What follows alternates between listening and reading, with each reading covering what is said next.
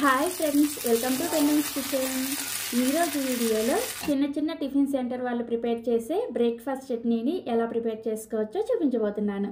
ఇక నేను చూపించబోయే ఈ టిఫిన్ సెంటర్ బ్రేక్ఫాస్ట్ చట్నీని మీరు ఒక్కసారి ట్రై చేశారా ఖచ్చితంగా మళ్ళీ ప్రిపేర్ చేసుకుంటారు. అంత టేస్టీగా ఉంటుంది. అంతేకాకుండా ఈ చట్నీని 5 నిమిషాల్లో చాలా ఈజీగా ప్రిపేర్ చేసేసుకోవచ్చు. సో ఇక ఏమాత్రం ఆలస్యం చేయకుండా చిన్న టిఫిన్ సెంటర్ వాళ్ళు ప్రిపేర్ చేసే ఈ టేస్టీ చట్నీని మనం ఇంట్లోనే ఎలా ప్రిపేర్ చేసుకోవచ్చో ఈ వీడియోలోకి వెళ్ళి చూసేయండి. ఈ చట్నీని ప్రిపేర్ చేసుకోవడం కోసం స్టవ్ ఆన్ చేసి ఇలా ఒక ప్యాన్ పెట్టుకొని అందులోకి 1 కప్పు వరకు పల్లీలను వేసుకోండి. ఈ పల్లీలని కలుపుకుంటూ లో టు మీడియం ఫ్లేమ్లోనే ఈ పల్లీల పైన పొట్టు అనేది కొంచెం లైట్గా రంగు మారేంత వరకు ఫ్రై చేసుకోవాలి. మీరు హై ఫ్లేమ్లో ఈ పల్లీలను ఫ్రై చేసుకున్నారంటే ఇవి పైన మాడిపోయి లోపల గింజ అనేది వేయకుండా చట్నీ టేస్ట్ అస్సలు బాగోదు.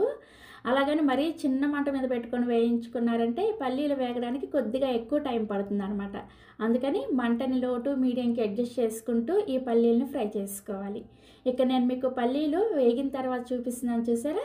మనకి పల్లీల పైన తొక్క అనేది ఇలా కొంచెం రంగు మారిన తర్వాత వీటిని ఒక ప్లేట్లోకి వేసుకొని ఈ పల్లీలను పూర్తిగా చల్లారనివ్వాలి.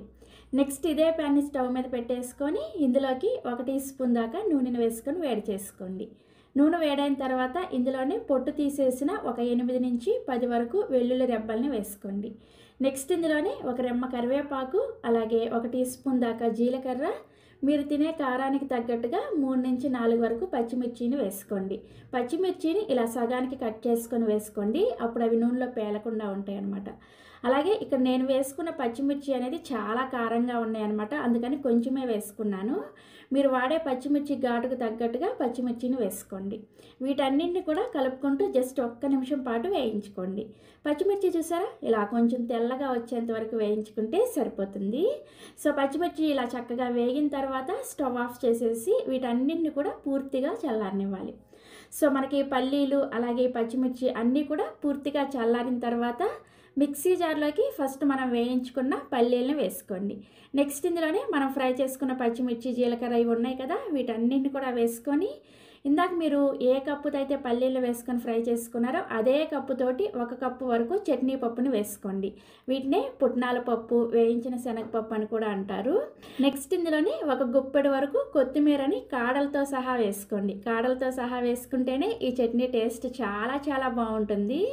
తర్వాత ఇందులోని కొద్దిగా చింతపండుని వేసుకోండి. చింతపండు ఎక్కువగా వేసుకున్నారంటే చట్నీ ఎక్కువ పుల్లగా అయిపోతుంది అనమాట. జస్ట్ కొంచెం వేసుకొని ఇందులోనే రుచికి సరిపడా ఉప్పును కూడా వేసేసుకొని ఈ చట్నీని గ్రైండ్ చేసుకోవడానికి అవసరమైన నీళ్ళను వేసుకొని చట్నీని బాగా మెత్తగా గ్రైండ్ చేసుకోండి. ఇక నేను మీకు చట్నీ గ్రైండ్ చేసిన తర్వాత చూపిస్తున్నాను, చూసారా? ఇలా బాగా మెత్తగా గ్రైండ్ చేసేసుకొని ఈ చట్నీని ఒక గిన్నెలోకి వేసేసుకొని ఇదే మిక్సీ జార్లోకి కొద్దిగా నీళ్ళను వేసుకొని ఈ చట్నీలో వేసుకొని కలుపుకోండి. మీరు ఈ చట్నీని ఇడ్లీకి ప్రిపేర్ చేస్తున్నట్లయితే ఇలా కొంచెం పలచగా ప్రిపేర్ చేసుకోండి. అదే మీరు దోశకి ప్రిపేర్ చేస్తుంటే కొంచెం గట్టి చట్నీలాగా ప్రిపేర్ చేసుకోండి. అప్పుడు మీకు దోశకి అలా ఉంటే చట్నీ బాగుంటుంది అనమాట. ఈరోజు నేను ఇడ్లీ కోసం ప్రిపేర్ చేస్తున్నాను, అందుకని చూసారా ఇలా పలచగా చట్నీని ప్రిపేర్ చేసుకున్నాను. సో చట్నీ ఇలా ప్రిపేర్ చేసుకున్న తర్వాత ఇప్పుడు ఈ చట్నీకి ఖచ్చితంగా తాలింపు పెట్టుకుంటేనే టేస్ట్ బాగుంటుంది. దానికోసం స్టవ్ మీద ఇలా ఒక ప్యాన్ పెట్టేసుకొని అందులోకి 1 టీ స్పూన్ దాకా నూనె వేసుకొని వేడి చేసుకోండి. నూనె వేడైన తర్వాత ఇందులోకి 1/2 టీ స్పూన్ చొప్పున ఆవాలు, మినపగుళ్ళు, పచ్చిశనగపప్పు అండ్ జీలకర్రను వేసుకోండి. ఈ 4 కూడా 1/2 టీ స్పూన్ చొప్పున వేసుకోండి. ఈ పప్పుల్ని లో ఫ్లేమ్లోనే కలుపుకుంటూ ఫ్రై చేసుకోండి. సో మనకి తాలింపు గింజలు కొద్దిగా వేగిన తర్వాత ఇందులోనే 1 ఎండుమిర్చిని ఇలా సగానికి తుంచుకొని వేసుకోండి. అలాగే 1 రెమ్మ కరివేపాకును కూడా వేసేసుకొని ఈ తాలింపుని లో ఫ్లేమ్లోనే చక్కగా ఫ్రై చేసేసుకొని తాలింపు చూసారా ఇలా చక్కగా వేగిన తర్వాత మనం ముందుగా ప్రిపేర్ చేసుకున్న ఈ చట్నీలో వేసేసుకొని కలుపుకోండి. అంటే చాలా సింపుల్ కదా, టేస్ట్ మాత్రం చాలా బాగుంటుంది. ఇలా పుట్నాల పప్పును వేసుకోవడం వల్ల మనకి చట్నీ అనేది క్వాంటిటీ ఎక్కువ అవుతుందన్నమాట. చిన్న టిఫిన్ సెంటర్ వాళ్ళు ఇలానే చట్నీని ప్రిపేర్ చేస్తారు. చాలా టేస్టీగా ఉంటుంది. మీరు ఎప్పుడూ బ్రేక్ఫాస్ట్లోకి ఒకే రకం చట్నీ తిని బోర్ కొడితే ఖచ్చితంగా ఈ చట్నీని ఒక్కసారి ట్రై చేసి చూడండి. ఈ చట్నీని వేడిగా మెత్తటి ఇడ్లీతో కానీ దోశతో కానీ ఒక్కసారి తిని చూసారా ఖచ్చితంగా మళ్ళీ ప్రిపేర్ చేసుకుంటారు. అంత టేస్టీగా ఉంటుంది. సో నేనైతే ఈరోజు వేడి స్పాంజ్ లాంటి ఇడ్లీతో ఈ చట్నీని ఎంజాయ్ చేశాను. నిజంగా చాలా చాలా టేస్టీగా ఉన్నాయి. ఈ స్పాంజ్ లాంటి ఇడ్లీ రెసిపీని మీకు కావాలి అంటే ఈ వీడియో కింద డిస్క్రిప్షన్లో లింక్ ఇస్తాను, ఒకసారి చెక్ చేయండి. పల్లీలు, కొబ్బరి, అలాగే పుట్నాలు ఇవేమీ లేకుండానే చెన్నైలో ఎంతో ఫేమస్ అయిన మురుగన్ చట్నీ ఒరిజినల్ సీక్రెట్ రెసిపీని మీకు చూపించబోతున్నాను. ఈ చట్నీని చాలా అంటే చాలా ఈజీగా ప్రిపేర్ చేసేసుకోవచ్చు అండ్ టేస్ట్ అయితే చాలా చాలా బాగుంటుంది. ఈ చట్నీని మీరు రెగ్యులర్గా ప్రిపేర్ చేసుకునే ఇడ్లీలోకైనా, దోశలోకైనా, వడలోకైనా, ఉప్మాలోకైనా, ఏ బ్రేక్ఫాస్ట్ అయినా సరే సర్వ్ చేసుకోవచ్చు. ఈ చట్నీని ప్రిపేర్ చేసుకోవడం కోసం స్టవ్ ఆన్ చేసి ఇలా ఒక ప్యాన్ పెట్టుకొని ఇందులోకి 2 టీ స్పూన్ల నూనెను వేసుకొని వేడి చేసుకోండి. నూనె వేడైన తర్వాత 1 టీ స్పూన్ ఆవాలను వేసుకొని ఆవాలు చిటపట్లాడేంత వరకు లో ఫ్లేమ్లోనే వేయించుకోండి. సో ఆవాలు చూసారా ఇలా చిటపట్లాడేటప్పుడు ఇందులోకి 3 టేబుల్ స్పూన్ల పొట్టు మినపప్పుని వేసుకోండి. ఈ చట్నీకి ఈ పొట్టు మినపప్పే ఎక్స్ట్రా టేస్ట్ని యాడ్ చేస్తుంది, తప్పకుండా వేసుకోండి. నెక్స్ట్ ఇందులోకి మీరు తినే కారానికి తగ్గట్టుగా ఒక 6-7 వరకు ఎండుమిర్చిని వేసుకోండి. అలాగే పొట్టు తీసేసిన 5-6 వెల్లుల్లి రెబ్బలు కూడా వేసుకొని ఈ మినప్పప్పుని లో ఫ్లేమ్లోనే మంచి రంగు వచ్చేంత వరకు కలుపుకుంటూ వేయించుకోండి. మినప్పప్పుని మీడియం ఫ్లేమ్లో కానీ హై ఫ్లేమ్లో కానీ వేయించుకున్నారంటే మినప్పప్పు మాడిపోయి చట్నీ టేస్ట్ అంతా కూడా చేంజ్ అయిపోతుంది. అందుకని లో ఫ్లేమ్లోనే చూసారా ఇలా మంచి రంగు వచ్చేంత వరకు వేయించుకొని ఇప్పుడు ఇందులోకి 3 మీడియం సైజులో ఉండే పండిన టమాటాలని ఇలా ముక్కలుగా కట్ చేసుకొని వేసుకోండి. టమాటాలను వేసుకున్న తర్వాత ఒకసారి కలుపుకొని ఇందులోకి రుచికి సరిపడా ఉప్పును కూడా వేసేసుకొని మళ్ళీ ఒకసారి కలుపుకొని మూత పెట్టేసి టమాటా ముక్కలు మెత్తబడేంత వరకు లో టు మీడియం ఫ్లేమ్లోనే ఉడికించుకోండి. మధ్య మధ్యలో మూత తీసి కలుపుకుంటూ మళ్ళీ మూత పెట్టుకుంటూ టమాటాని ఉడికించుకోవాలి. సో ఒక 3-4 నిమిషాలకి టమాటా ముక్కలు చూసారా ఇలా బాగా మెత్తగా అయిపోతాయి. ఇప్పుడు ఇందులోకి ఒక పావు టీ స్పూన్ వరకు తురిమిన బెల్లాన్ని వేసుకోండి.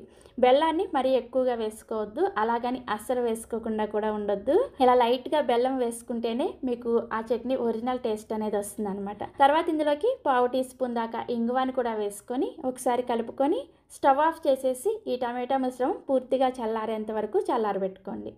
సో టమాటా మిశ్రమం పూర్తిగా చల్లారిన తర్వాత మిక్సీ జార్లోకి వేసుకొని నెక్స్ట్ ఇందులోనే అవసరమైతే కొద్దిగా నీళ్ళను వేసుకుంటూ చట్నీని మరీ మెత్తటి పేస్ట్ లాగా కాకుండా కొంచెం లైట్గా బరకగా ఉండేటట్లుగా గ్రైండ్ చేసుకోండి.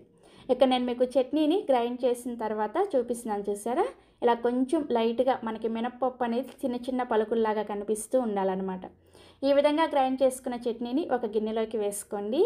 నెక్స్ట్ ఇదే మిక్సీ జార్లో ఒక 1/2 కప్పు వరకు నీళ్ళని వేసుకొని చట్నీని మీకు ఏ కన్సిస్టెన్సీలో కావాలంటే ఆ కన్సిస్టెన్సీలో రెడీ చేసుకోండి. సో నేనైతే ఈరోజు ఇడ్లీ కోసం కాబట్టి ఇలా కొంచెం పలచగానే చట్నీని ప్రిపేర్ చేసుకున్నాను. అదే మీరు దోశ కోసం అయితే కొంచెం చిక్కగా కూడా ప్రిపేర్ చేసుకోవచ్చు. నెక్స్ట్ ఇప్పుడు ఈ చట్నీకి తాలింపు కోసం స్టవ్ మీద తాలింపు గిన్నెను పెట్టేసుకొని 1 టీ స్పూన్ నూనెను వేసుకొని వేడి చేసుకోండి. నూనె వేడైన తర్వాత ఇందులోకి 1 టీ స్పూన్ దాకా ఆవాలను వేసుకొని ఆవాలు చిటపటలాడిన తర్వాత ఒక రెమ్మ కరివేపాకును కూడా వేసేసుకొని తాలింపును చక్కగా లో ఫ్లేమ్లోనే వేయించేసుకొని ఈ తాలింపును తీసుకొచ్చి మనం ప్రిపేర్ చేసుకున్న ఈ చట్నీలో వేసుకొని కలుపుకోండి.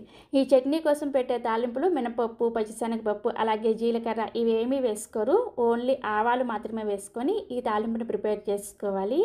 సో చక్కగా ఇలా చట్నీని ప్రిపేర్ చేసేసుకొని వేడి వేడి ఇడ్లీతో కానీ, దోశతో కానీ, వడతో కానీ, ఉప్మాతో కానీ ఒక్కసారి తిని చూడండి, ఖచ్చితంగా మళ్ళీ ప్రిపేర్ చేసుకుంటారు. చట్నీ ఇక్కడ మీకు చూస్తుంటే ఇప్పుడే తినాలనిపిస్తుంది కదా. ప్రిపేర్ చేసుకోవడం కూడా చాలా అంటే చాలా ఈజీ. తప్పకుండా మీరు కూడా ఒక్కసారైనా సరే ఈ మురుగన్ చట్నీ ఒరిజినల్ సీక్రెట్ రెసిపీని మీ ఇంట్లో ట్రై చేయండి. ఉడిపి హోటల్స్లో ప్రిపేర్ చేసే నీర్ చట్నీ ఒరిజినల్ సీక్రెట్ రెసిపీని మీకు చూపించబోతున్నాను. వీడియోని స్కిప్ చేయకుండా చివరి వరకు చూసి ఇక నేను చూపించబోయే విధంగా ఎగ్జాక్ట్గా ఈ చట్నీని ఒక్కసారి ట్రై చేసి మీ ఇంట్లో వాళ్ళకి రుచి చూపించండి. ఖచ్చితంగా 100% నేను గ్యారంటీ వారంలో 4-5 రోజుల పాటు ఇదే చట్నీ కావాలని అడుగుతారు, అంత టేస్టీగా ఉంటుంది. ఈ ఉడిపి హోటల్ చట్నీని ప్రిపేర్ చేసుకోవడం కోసం స్టవ్ ఆన్ చేసి ఇలా ఒక ప్యాన్ పెట్టుకొని ఇందులోకి 1 టేబుల్ స్పూన్ నూనెను వేసుకొని వేడి చేసుకోండి. నూనె వేడైన తర్వాత ఇందులోకి 1 గుప్పెడు వరకు కొత్తిమీరని కాడలతో సహా శుభ్రంగా కడిగేసి వేసుకోండి. నెక్స్ట్ ఇందులోనే కొత్తిమీర వేసుకున్న దానిలో సగం పుదీనాని వేసుకోండి. 1 పిడికెడు పుదీనా వేసుకుంటే సరిపోతుంది. ఈ కొత్తిమీరని అలాగే పుదీనాని లో ఫ్లేమ్లోనే కలుపుకుంటూ జస్ట్ 1 నిమిషం పాటు వేయించుకోండి. అంతకన్నా ఎక్కువసేపు వేయించుకోకూడదు. అసలు మనకి కొత్తిమీర అలాగే పుదీనా రంగు మారకూడదు అనమాట. జస్ట్ చూసారా ఇలా కొంచెం వేగిన తర్వాత ఈ కొత్తిమీరని అలాగే పుదీనాని ఒక ప్లేట్లోకి వేసుకొని రెడీగా పక్కన పెట్టేసుకోండి. నెక్స్ట్ ఇప్పుడు ఇదే నూనెలోకి ఒక 6-7 పచ్చిమిర్చిని ఇలా చిన్న ముక్కలుగా కట్ చేసుకొని వేసుకోండి. మీరు వాడే పచ్చిమిర్చి కారానికి తగ్గట్టుగా పచ్చిమిర్చిని ఎక్కువ తక్కువ కూడా వేసుకోవచ్చు. నేను వాడే పచ్చిమిర్చి వచ్చేసి చాలా కారంగా ఉంటాయి, అందుకని కొంచెం తక్కువగానే వేసుకున్నాను. మీరు చూసుకొని వేసుకోండి. ఈ పచ్చిమిర్చిని కూడా చూసారా ఇలా కొంచెం తెల్లగా వచ్చేంత వరకు వేయించుకొని ఇప్పుడు ఇందులోకి పెద్దదైతే 1, మీడియం సైజు అయితే 2 ఉల్లిపాయల్ని ఇలా పొడవుగా ముక్కలుగా కట్ చేసుకొని వేసుకోండి. ఈ ఉల్లిపాయ ముక్కల్ని కలుపుకుంటూ లో టు మీడియం ఫ్లేమ్లోనే ఈ ఉల్లిపాయ ముక్కలు మెత్తపడి కొంచెం లైట్గా రంగు మారేంత వరకు వేయించుకోవాలి. ఈ చట్నీ కోసం ఉల్లిపాయ మరీ ఎర్రగా వేగిపోకూడదు. ఇక్కడ నేను మీకు ఉల్లిపాయ వేగిన తర్వాత చూపిస్తున్నాను చూసారా, లైట్గా అప్పుడప్పుడే ఇలా రంగు మారేటప్పుడు ఇందులోకి ఒక చిన్న గోళీ సైజ్ అంతా చింతపండుని వేసుకోండి. చింతపండుని మరీ ఎక్కువగా వేసుకోకూడదు. చింతపండు వేసుకున్న తర్వాత ఒకసారి కలుపుకొని మరొక నిమిషం పాటు వేయించుకోండి. చింతపండు వేసిన తర్వాత ఎక్కువసేపు వేయించాల్సిన అవసరం లేదు. ఆ ఉల్లిపాయ వేడికే చింతపండు చక్కగా మెత్తగా అయిపోతుంది అనమాట. సో 1 నిమిషం పాటు వేయించుకున్న తర్వాత స్టవ్ ఆఫ్ చేసేసి ఈ మిశ్రమం మొత్తాన్ని కూడా పూర్తిగా చల్లారనివ్వండి. ఉల్లిపాయ మిశ్రమం పూర్తిగా చల్లారిన తర్వాత మిక్సీ జార్లోకి వేసుకొని నెక్స్ట్ ఇందులోకి 2 టేబుల్ స్పూన్ల పుట్నాల పప్పుని వేసుకోండి. వీటిని వేయించిన శనగపప్పు అలాగే చట్నీ పప్పు అని కూడా అంటారు. తర్వాత ఇందులోనే 3 టేబుల్ స్పూన్ల వరకు పచ్చి కొబ్బరి ముక్కల్ని వేసుకోండి. ఖచ్చితంగా పచ్చి కొబ్బరినే వేసుకోవాలి ఈ చట్నీ కోసం. నెక్స్ట్ ఇందులోనే రుచికి సరిపడా ఉప్పుని అలాగే వీటిని గ్రైండ్ చేసుకోవడం కోసం అవసరమైన నీళ్ళని వేసుకొని చట్నీని ఫస్ట్ కొంచెం కచ్చా పచ్చాగా గ్రైండ్ చేసుకోండి. మనం గ్రైండర్లో వేసుకుంటే ఎలా వస్తుందో ఆ విధంగా కచ్చా పచ్చాగా గ్రైండ్ చేసుకోవాలి. హోటల్స్లో అయితే ఎక్కువ మొత్తంలో చట్నీలు ప్రిపేర్ చేస్తారు కాబట్టి గ్రైండర్లో వేస్తారు. మనం కొంచెం ప్రిపేర్ చేసుకున్నా సరే సేమ్ అదే టేస్ట్తో మిక్సీలో కూడా ప్రిపేర్ చేసుకోవచ్చు. చూసారా ఇలా కొంచెం కచ్చా పచ్చాగా గ్రైండ్ చేసుకున్న తర్వాత ఇప్పుడు ఇందులోకి మనం ముందుగా వేయించి పక్కన పెట్టుకున్న కొత్తిమీర అలాగే పుదీనాను కూడా వేసేసుకొని మళ్ళీ కొద్దిగా నీళ్ళని వేసుకొని మిక్సీని పల్స్ మోడ్లో పెట్టుకొని కొంచెం కచ్చా పచ్చాగా గ్రైండ్ చేసుకోండి. మనం వేసుకున్న ఈ కొత్తిమీర అలాగే పుదీనా చిన్న చిన్న పలుకుల్లాగా కనిపిస్తూ ఉండాలన్నమాట. చూసారా ఈ విధంగా ఇలా గ్రైండ్ చేసుకున్న ఈ చట్నీని ఒక గిన్నెలోకి వేసుకోండి. అదేవిధంగా సేమ్ మిక్సీ జార్లోకి ఒక 1/2 కప్పు వరకు నీళ్ళని వేసుకొని ఆ నీళ్ళను కూడా మనం గ్రైండ్ చేసుకున్న చట్నీలో వేసుకొని చట్నీని కొంచెం పలచగా ప్రిపేర్ చేసుకోండి. హోటల్స్లో చట్నీ గట్టిగా లేకుండా కొంచెం పలచగానే ఉంటుందన్నమాట. చూసారా ఈ కన్సిస్టెన్సీలో చట్నీని రెడీ చేసేసుకొని ఇప్పుడు ఈ చట్నీకి తాలింపు పెట్టుకోవడం కోసం స్టవ్ మీద తాలింపు గిన్నెను పెట్టేసుకొని 1 టేబుల్ స్పూన్ నూనెను వేసుకొని వేడి చేసుకోండి. నూనె వేడైన తర్వాత 1/2 టీ స్పూన్ ఆవాలు అలాగే 1/2 టీ స్పూన్ మినపగుళ్ళు 2 ఎండుమిర్చిని ఇలా సగానికి ముక్కలుగా తుంచుకొని వేసుకోండి. అలాగే 1 రెమ్మ కరివేపాకును కూడా వేసుకొని తాలింపుని చక్కగా లో ఫ్లేమ్లోనే వేయించేసుకొని ఈ తాలింపుని తీసుకొచ్చి మనం గ్రైండ్ చేసుకున్న ఈ ఉడిపి హోటల్ చట్నీలో వేసేసుకొని కలుపుకోండి. అంతే, చాలా సింపుల్గా చేసుకోవచ్చు కదా. చట్నీ టేస్ట్ అయితే చాలా బాగుంటుంది. ఇలా గనక చట్నీ ప్రిపేర్ చేసి పెట్టారనుకోండి, రోజు 4 ఇడ్లీ తినేవాళ్ళు ఖచ్చితంగా 6-7 ఇడ్లీ లాగించేస్తారు. అంత టేస్టీగా ఉంటుంది. అదేవిధంగా దోశల్లోకి వడల్లోకి ఏ బ్రేక్ఫాస్ట్లోకైనా సరే ఈ చట్నీని సర్వ్ చేసుకోవచ్చు. నేనైతే ఈరోజు వేడి ఇడ్లీ మీద ఇలా చట్నీ వేసుకొని తిన్నాను. మీలో ఎంతమందికి ఇలా చట్నీని ఇడ్లీ మీద పోసుకొని తినడం ఇష్టమో నాతో కామెంట్ సెక్షన్లో షేర్ చేసుకోండి. అలాగే ఈ చట్నీని మీరు కూడా తప్పకుండా ట్రై చేసి మీ ఫీడ్బ్యాక్ని నాతో షేర్ చేసుకోవడం మర్చిపోరు కదా. ఎప్పుడూ చేసుకునే కొబ్బరి చట్నీ, పల్లి చట్నీ, పుట్నాల చట్నీ కాకుండా 3 టమోటాలతోటి ఇడ్లీలోకైనా దోశలోకైనా ఇలా నోరూరించే టమోటా చట్నీని ఎలా ప్రిపేర్ చేసుకోవచ్చో చూపించబోతున్నాను. ఈ చట్నీని మీరు ఒక్కసారి ట్రై చేశారంటే ఖచ్చితంగా ఆ టేస్ట్కి ఫిదా అయిపోతారు. అంత టేస్టీగా ఉంటుంది. ప్రిపేర్ చేసుకోవడం కూడా చాలా ఈజీ. ఇలా నేనైతే వేడి ఇడ్లీ మీద ఈ చట్నీని పోసుకొని ఎంజాయ్ చేస్తాను. చాలా టేస్టీగా ఉంటుంది. ఇక్కడ మీకు చూస్తుంటే ఎప్పుడెప్పుడు తిందామా అనిపిస్తుంది కదా. మరి ఇంకెందుకు ఆలస్యం, ఈ టేస్టీ చట్నీని ఎలా ప్రిపేర్ చేసుకోవాలో వీడియోలోకి వెళ్ళి చూసేయండి. ఈ చట్నీని ప్రిపేర్ చేసుకోవడం కోసం ఇలా ఒక మిక్సీ జార్ని తీసుకొని అందులోకి 3 టమోటాలని ఇలా ముక్కలుగా కట్ చేసుకొని వేసుకోండి. నెక్స్ట్ ఇందులోనే ఒక మీడియం సైజ్ ఉల్లిపాయని ఇలా పెద్ద ముక్కలుగా కట్ చేసుకొని వేసుకోండి. మీ దగ్గర సాంబార్ ఉల్లిపాయలు ఉంటే వాటిని ఒక 10 వరకు వేసుకోవచ్చు, ఇంకా టేస్ట్ బాగుంటుందన్నమాట. ఈ ఉల్లిపాయని టమోటాని బాగా మెత్తగా పేస్ట్ లాగా గ్రైండ్ చేసుకోవాలి. ఇక్కడ నేను మీకు గ్రైండ్ చేసిన తర్వాత చూపిస్తున్నాను, చూసారా? ఇలా మెత్తగా గ్రైండ్ చేసుకున్న తర్వాత ఇప్పుడు ఇందులోకి ఒక 5 నుంచి 6 వరకు గుంటూరు మిర్చిని వేసుకోండి. నెక్స్ట్ ఇందులోనే ఒక 5-6 కాశ్మీరీ మిర్చిని కూడా వేసుకోండి. ఇలా కాశ్మీరీ మిర్చి వేసుకున్నారంటే మీకు ఈ చట్నీ అనేది మంచి రంగులో వస్తుందన్నమాట. మీ దగ్గర ఒకవేళ లేకపోతే మీ కారానికి తగ్గట్టుగా నార్మల్ మిర్చినే వేసుకోవచ్చు. నెక్స్ట్ ఇందులోనే ఒక 4-5 వరకు పొట్టు తీసేసిన వెల్లుల్లి రెబ్బలు, అలాగే 1 ఇంచు దాకా తొక్క తీసేసిన అల్లం ముక్క, 1 టీ స్పూన్ దాకా జీలకర్రను వేసుకొని మళ్ళీ వీటిని బాగా మెత్తగా పేస్ట్ లాగా గ్రైండ్ చేసుకోవాలి. ఎండుమిర్చి అనేది ఎక్కడా కూడా పలుకులు అనేది లేకుండా బాగా మెత్తగా గ్రైండ్ చేసుకోవాలి.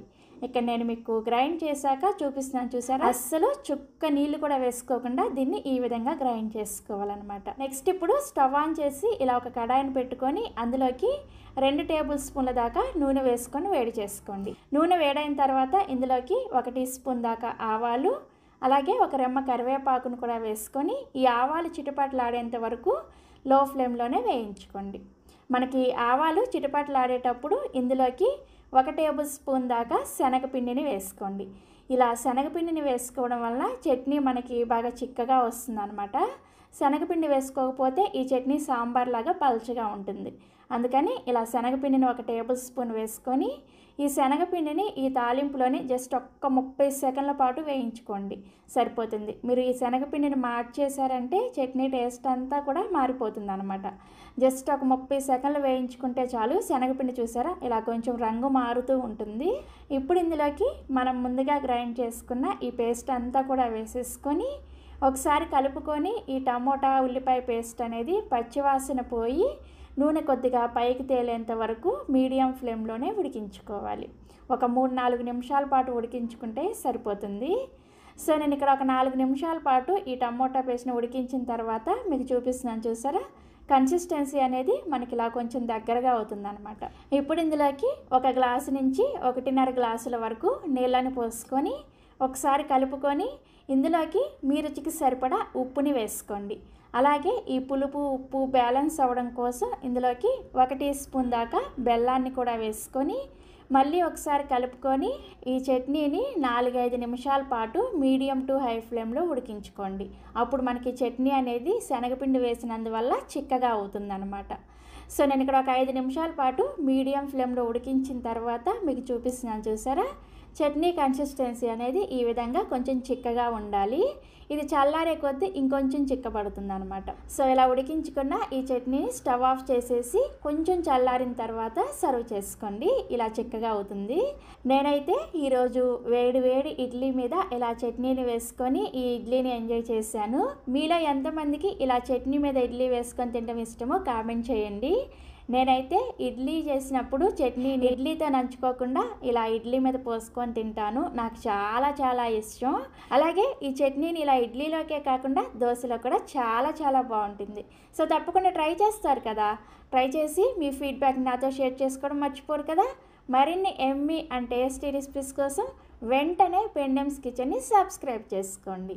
Thank you.